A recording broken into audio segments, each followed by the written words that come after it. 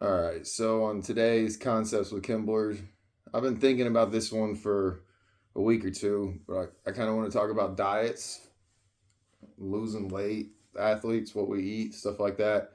Um, and it's taken me really like a week to or more to kind of do this because I can't really organize my thoughts. They keep kind of bouncing everywhere on the topic.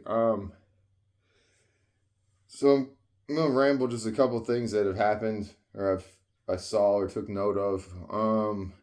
I saw one thing here recently. I think Chael mentioned it, but it was like a guy, someone that studies food or whatever, a dietitian.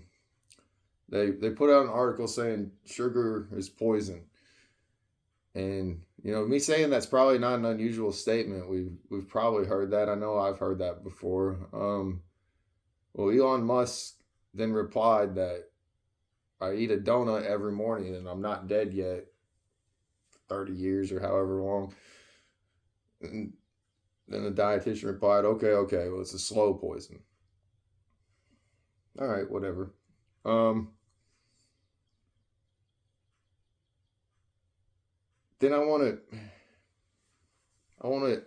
let's just take that and kind of note it and be like, there's this ongoing statement of, in this case, sugar is bad or a certain item is bad. Now I want to go back in time. Throughout my life, I've had interests in fighting at different periods, but I've never been as dedicated as I have been like the past 3 or 4 years. But I'd get on spurts where for like a month or two, I'd get crazy about it. Early in college is really when it really fighting really blew up on the mainstream here in America, to where it was accessible, like with the Ultimate Fighter and stuff. And so around that time, this is probably 2007, 2008. The top fighter is a man by the name of Urijah Faber, a California kid. He is without a doubt, the top dog in all of mixed martial arts. He's in the WEC. He's not in the UFC because the UFC doesn't even have a weight class for him. The sport is still that new. Uriah couldn't freaking lose, man. I can still just remember the difference in his talent and others in watching those fights. The only guy that competed with Uriah that I remember at that time, he kind of ran into his kryptonite with a guy named Mike Brown. And I'm not positive on this, but I think Mike Brown is now Dustin Poirier's coach, like head coach, if that kind of sets ideas of talents. And Uriah obviously went on and made alpha male, and he's pumped out several champions and top contenders. But Mike Brown was about the only guy that competed with Uriah, and then he ran into the rivalry with Dominic Cruz. And it sucks that Uriah's peak was kind of before UFC. I mean, he was still in there with Jan the other 2 years ago. And he didn't look as good as Jan. I think the game has passed him. I don't think it's Uriah. I think the game has evolved past what he does.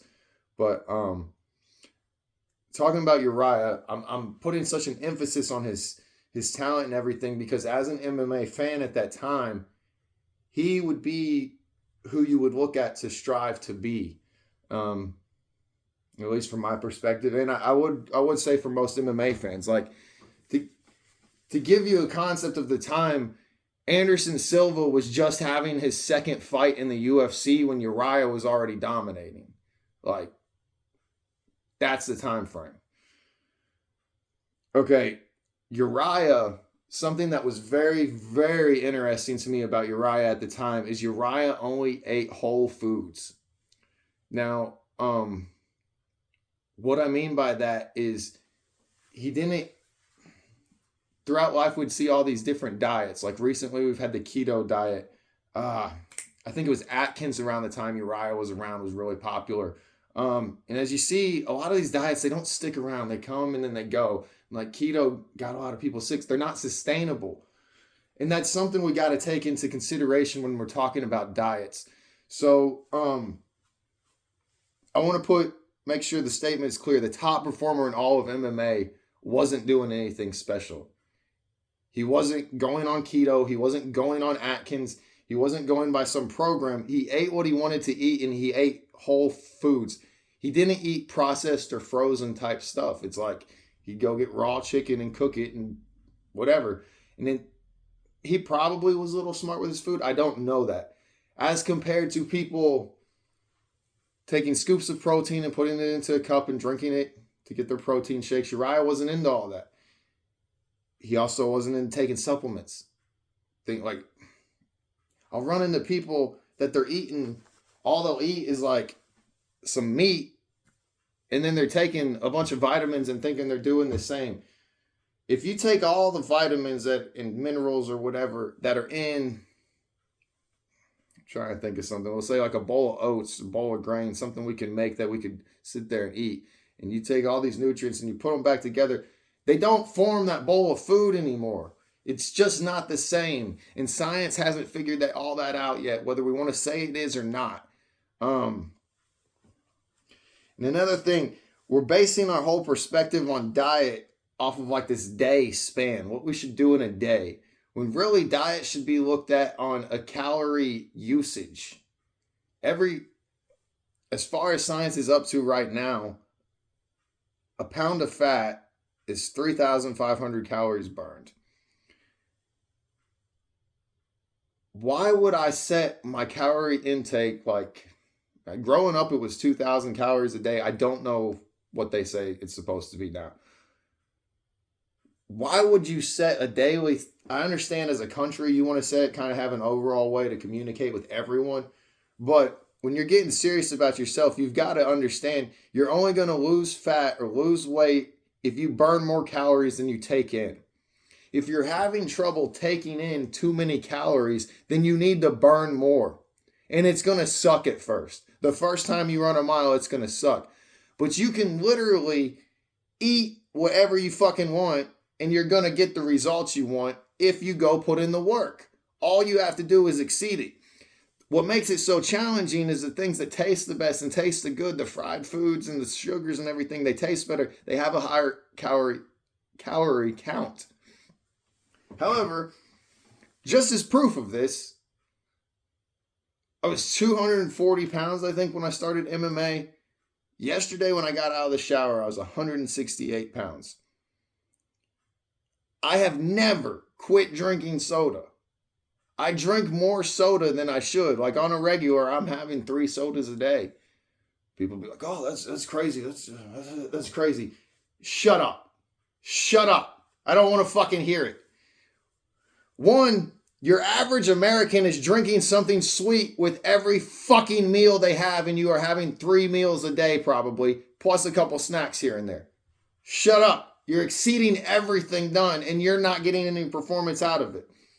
Now, if you're the athlete, well, no, let's not jump to that. All right, I'm sorry. I got a lot going on in my head when I think of this. I get passionate.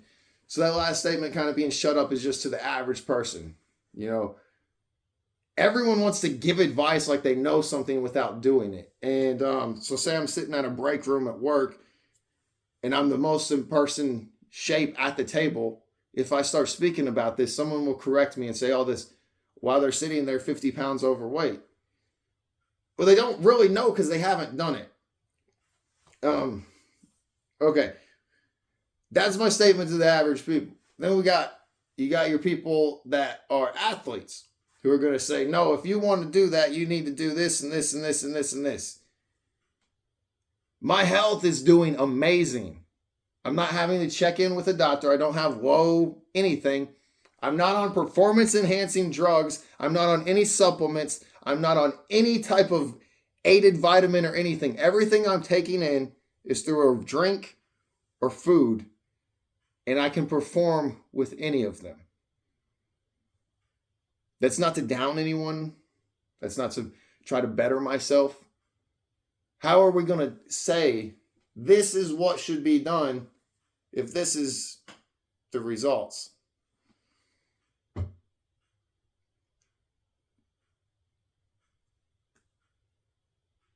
Man, I feel like I got off topic on my thing. I feel like I kind of went in a whole nother direction with this than I wanted to do. But at the end of it all, it's like everyone wants to come up with this plan of how to do things when they haven't done it, because they'll hear about it being done, or they'll hear something science, but they're not accrediting the fact that, or they're not giving credit to the idea that science fucking changes. The science that is live right now will not be recognized for another 30 years until they can see the results of right now. I made the mistake multiple times of looking when I'd be trying to lose weight and think of how I eat and everything. This also kind of goes into, there's this clock diet. It's like eat what you want, but only for within this window. And then these other 16 hours, you don't. Fasting, things like that. These are becoming popular things. And I was giving a lot of thought to that. Well, my thought was given, I would always think back and be like, man, when we were stone people, we weren't able to eat 3 meals a day. So our body wasn't built for that. Like, that was a thought that went through my head. That, they couldn't find enough stuff to eat 3 meals a day. And, they survived. Well, I'm making the mistake of not recognizing that they didn't live to 60 and 80, 90 years old like we do now. And something else that I've never heard this really talked about. I'm sure it is, because it's not that crazy of an idea. In today's day and age, we have access to so many different resources that even 100 years ago, we didn't. So, for example, I can go to my local grocery store, and I'm not big on seafood, so I may not have this all down, but I'm pretty confident I could go to my local grocery stores and I could get crab legs, I could get lobster, I could get seafood. Where 100 years ago, I'd need to be closer to the coast. Like, I'm almost in the center of the country and I can do that. The same with certain fruits and vegetables and everything we get. As we're able to increase logistics, we're able to expand our diets and abilities. So the ability, someone that lived next to a coast could have had a high diet on fish, where someone who lives next to a forest would have a high diet on like deer. Okay. Well, now you can kind of have a balance on both. If we're studying the effects of what's happening to people and their diet is always kind of built around the same things, and then you have the opportunity to always change it up, we haven't had enough time to truly even see what happens. The only thing that seems for certain, you have to burn more energy than you're taking in. That's how you're going to lose weight. Period. You have to burn more energy than you're taking in. And by energy, I'm saying calories. Calories is how we seem to count that. And even calories probably isn't to the fullest understanding of what we're doing. I'm just getting back on that 2,000 calorie thing in a day. So what if our meal system was based around energy burned? Like, what if we were like at every 800 calories burned, you needed to eat a meal of 300 to 500 calories? What if that was the way? Instead of being like 2,000 calories a day. But then on this day, on Monday, you're working out and running. On Tuesday, you're sore, so you didn't do anything. You've completely changed your calorie usage on 2 different days. And then Wednesday, you're back to running, but you're just not as motivated as Monday, so it's not the same. If we kind of were able to track our calorie burns better, it would be. But there's a lot of flaws in tracking calorie burn usage. Like, I want to say I was reading about a grand chess master, and he burned like 3,000 calories in 8 hours or something playing chess. The way we burn calories isn't fully understood. At least I don't believe so. And I know I've jumped all over the place, but yeah, I had to get that out. I needed to say something. Urijah Faber was a top dog back in the day, way before a lot of people that I know are fans now even know or realize his success. And all he did was eat whole foods. Didn't watch his diet, didn't do nothing special. No PEDs, no scooping protein, none of these fucking supplements, none of these pills. Top dog. By miles.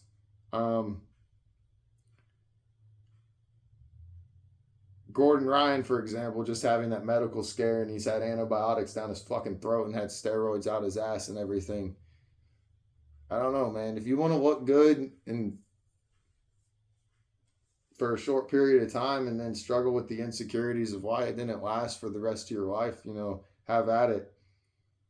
But you got to burn more than you take in at the end of the day. That's the only way around it.